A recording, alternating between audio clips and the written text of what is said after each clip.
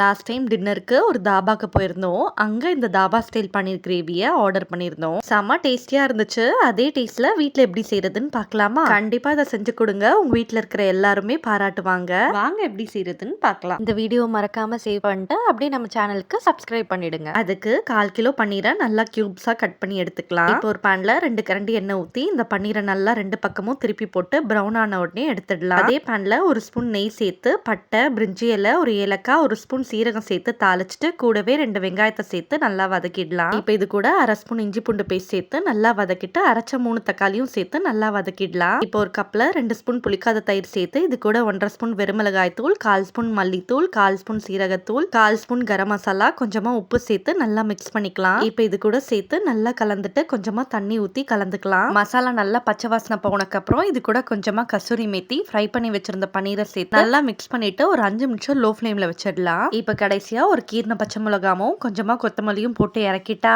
செம டேஸ்டியான தாபா ஸ்டைல் பன்னீர் gravy ready.